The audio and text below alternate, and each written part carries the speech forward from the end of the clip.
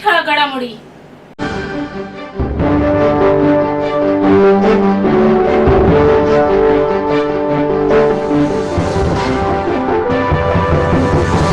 ठाणे लोकसभा निवडणुकीबाबत महायुतीत घटक पक्षामध्ये कोणतेही दुमत नाही. ठाण्यासाठी मीही माझे नाव ऐकतोय, पण भाजपचे वरिष्ठ नेते याबाबतचा अंतिम निर्णय घेणार असून लवकरच गोड बातमी ऐकायला मिळेल, असे वक्तव्य ठाण्याचे माजी खासदार डॉक्टर संजीव नाईक यांनी केले. कर्तृत्ववान महिलांचा गुणगौरव करण्यासाठी डॉक्टर राजेश मडवी फाउंडेशन व समर्थ भारत व्यासपीठ यांच्या वतीने ठाण्याच्या जांभळी नाका येथील छत्रपती शिवाजी महाराज मैदानात आयोजित केलेल्या ती महोत्सवाला काल डॉक्टर संजीव नाईक यांनी भेट दिली. त्यावेळी त्यांनी माध्यमांशी संवाद साधला.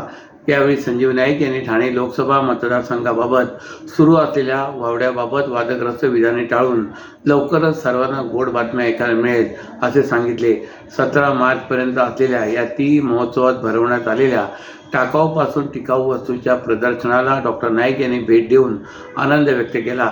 ठाण्यातील वेगवेगळ्या शाळांतील स्मार्ट विद्यार्थ्यांची कल्पकता पाहून भारावून गेलो. अशा प्रकारचे कार्यक्रम विद्यार्थ्यांच्या बुद्धीला चालना मिळून प्रेरणा मिळते. या ती महोत्सवात विद्यार्थी गटासह 17 ते 35 आणि 35 पुढील वयोगटातील महिलांनी साकारलेल्या विविध प्रकल्पाची स्तुती माजी खासदार संजीव नाईक यांनी केली. यावेळी माजी नगरसेविका प्रतिभा मडवी, भाजपा उपाध्यक्ष डॉक्टर राजेश मडवी, डॉक्टर किरण मनेरा, अनुराधा रोडे, ॲडव्होकेट धनंजय सिंग, संतोष भोईर, समर्थ भारत व्यासपीठाचे भटू सावंत, उल्हास कारले, तन्मय पाटील आदी यावेळी उपस्थित होते. आनंदाची गोष्ट आहे की डॉक्टर राजेश मडवी फाउंडेशन व समर्थ भारत व्यासपीठ हे सर्व लोकांना टाकाऊपासून टिकाऊ अशा संकल्पनेतून या ठिकाणी एक चांगला हा कार्यक्रम त्यांनी लावलेला आहे.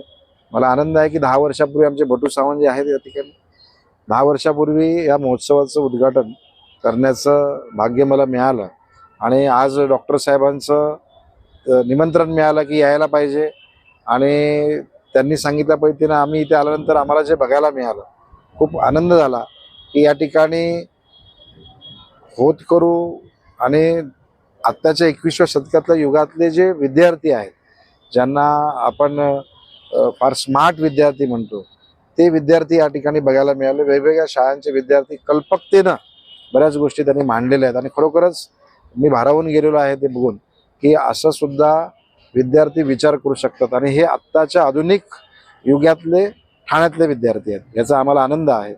मला प्रतिभाताईंना पण धन्यवाद करायचा आहे की त्यांनी सुद्धा या ठिकाणी ह्या गोष्टींचा पुढाकार घेतलेला आहे आणि म्हणून मला वाटतं भविष्यामध्ये अशा प्रकारचे कार्यक्रम ही विद्यार्थ्यांच्या बुद्धीला चालना देणारे आहेत आणि म्हणून असं काहीतरी नवीन गोष्टी घडत राहतात आणि म्हणून ठाणेकर हा नेहमी 1 नंबरवर राहत असतो. हे याचं खरं कारण जर बघायला मिळालं तर आज हे आहे की अशा कार्यक्रमातून विद्यार्थ्यांना प्रेरणा मिळत असते आणि विद्यार्थी पुढे आता डॉक्टर राजेश मडवी फाउंडेशन आणि समर्थ भारत यांच्या सर्व उपक्रमांना आम्ही शुभेच्छा व्यक्त करतो आणि असेच उपक्रम होत राहत आमच्या त्यांना सदिच्छा. पंतप्रधान नरेंद्र मोदी यांनी CAA कायदा लागू करून हजारो हिंदूसह अल्पसंख्याक बांधवांना न्याय दिल्याने भाजपातर्फे ठाण्यात काल जल्लोष करण्यात आला. पंतप्रधान नरेंद्र मोदी यांना धन्यवाद देत कोपरी सिंधी बांधवांनी पेढे वाटून आनंद व्यक्त केलाय. पाकिस्तान, अफगाणिस्तान आणि बांगलादेशामध्ये हिंदू धर्मियांसह अल्पसंख्याक समाजावर अत्याचार केले जात आहेत. या नागरिकांना न्याय मिळवून देण्यासाठी भाजपाने CAA कायदा लागू करण्याचे आश्वासन दिले होते. त्यानुसार पंतप्रधान नरेंद्र मोदी, केंद्रीय गृहमंत्री अमित शाह यांनी काल सायंकाळी CAA कायद्याची अधिसूचना जारी केली. त्यानंतर देशभरात आनंद व्यक्त केला जात आहे. ठाणे शहरातील कोपरी भागात सिंधी बांधवांची संख्या लक्षणीय आहे. CAAला मंजुरी मिळाल्याबद्दल भाजपच्या वतीने सिंधी बांधवांसमवेत आनंदोत्सव साजरा झाला.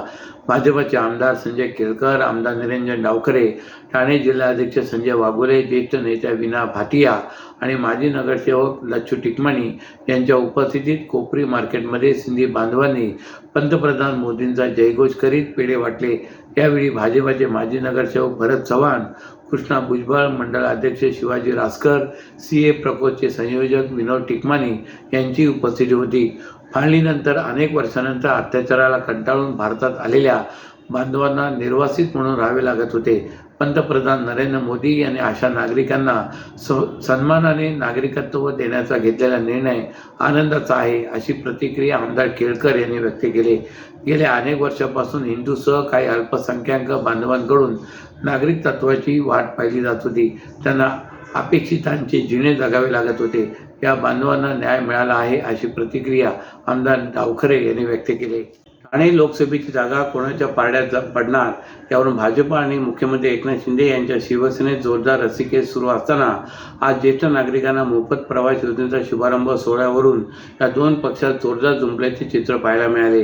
ठाणे शहर विधानसभा मतदारसंघात हा सोहळा आयोजित करत असताना भाजप आमदार संजय केळकर यांना या कार्यक्रमापासून दूर ठेवण्यात आल्याचा आरोप भाजप नेत्यांनी केला आहे.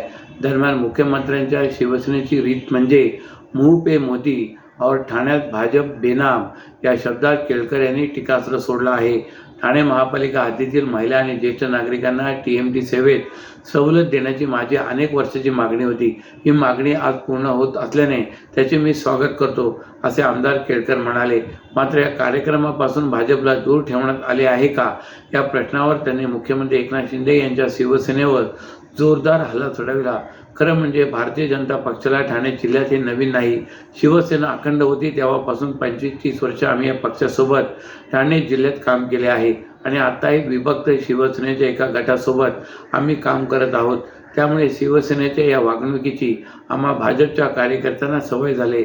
एकतर्फी निर्णय धोरण आमच्या कार्यकर्त्यांना नेत्यांना बोलवायचे नाही, ही शिवसेनेची जुनी रीत राहिली आहे, अशा शब्दात केळकर यांनी शिवसेना नेत्यांच्या कार्यपद्धतीवर नाराजी व्यक्त केली.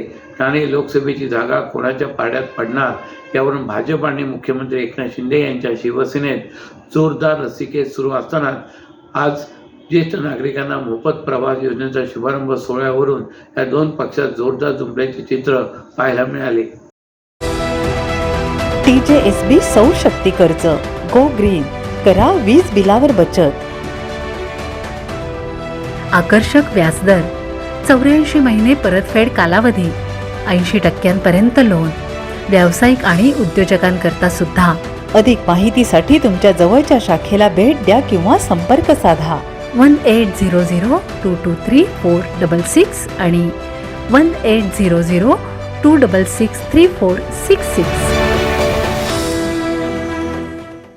ठाणेकर मालमत्ता करदात्यांसाठी करातील व्याज माफी अभय योजना 31 डिसेंबर 2023 पर्यंत मालमत्ता करावरील 100% व्याज माफ.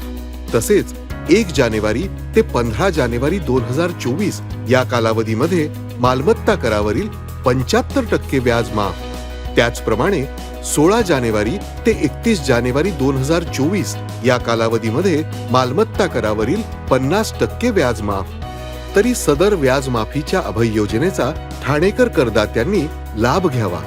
महानगरपालिकेच्या कोणत्याही संकलन केंद्रावर कर भरण्याची सोय आहे. ATM, डेबिट, क्रेडिट कार्डद्वारे कर भरण्याची सुविधा उपलब्ध करून देण्यात आली आहे. सोमवार ते शनिवार या दरम्यान सकाळी 10:30 ते सायंकाळी 5 वाजेपर्यंत संकलन केंद्राची वेळ असून करदात्यांच्या सोयीसाठी रविवारी संकलन केंद्र सकाळी 10:30 ते दुपारी 1:30 वाजेपर्यंत सुरू ठेवण्यात येत आहे.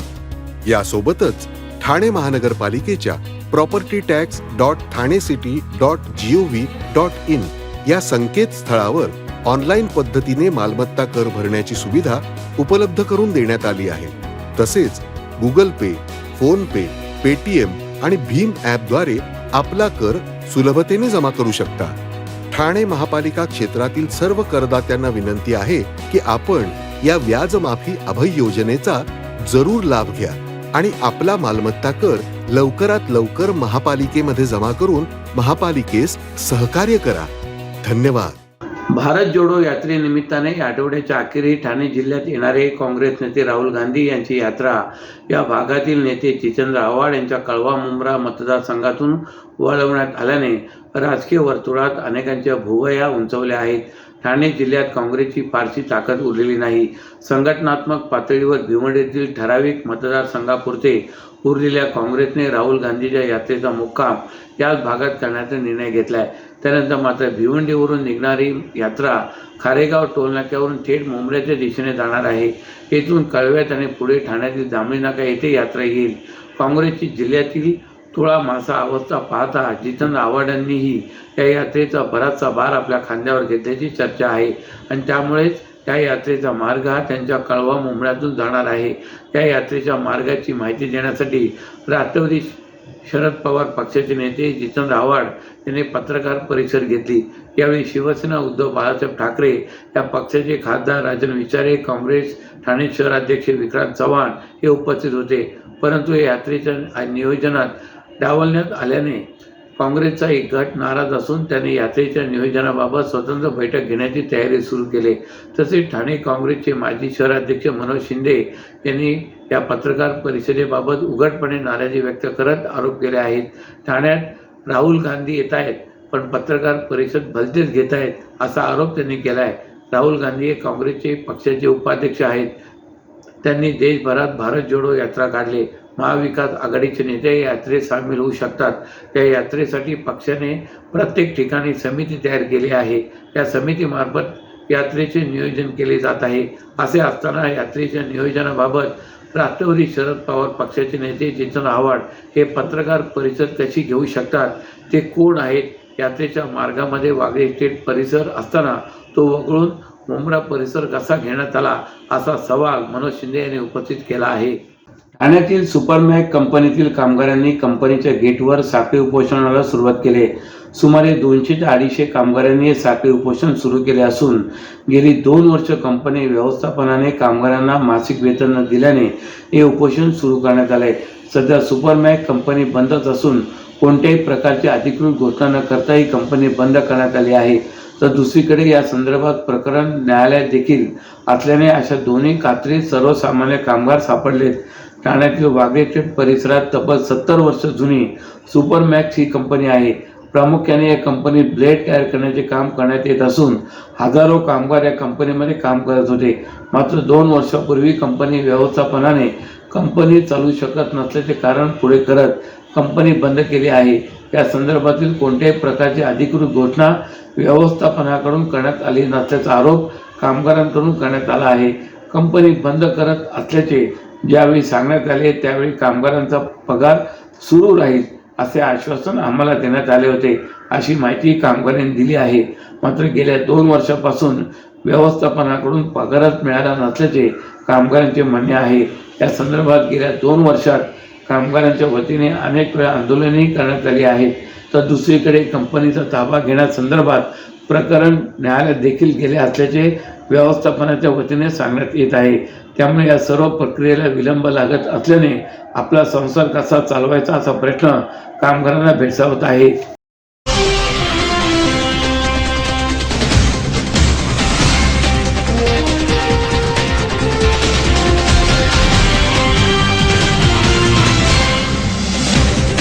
तर या होत्या आजच्या काही ठळक घडामोडी. तर पुन्हा भेटू याच वेळी याच ठिकाणी.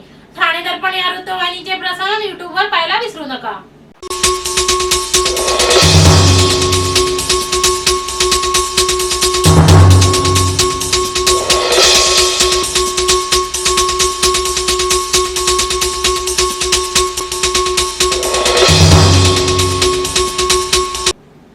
धन्यवाद.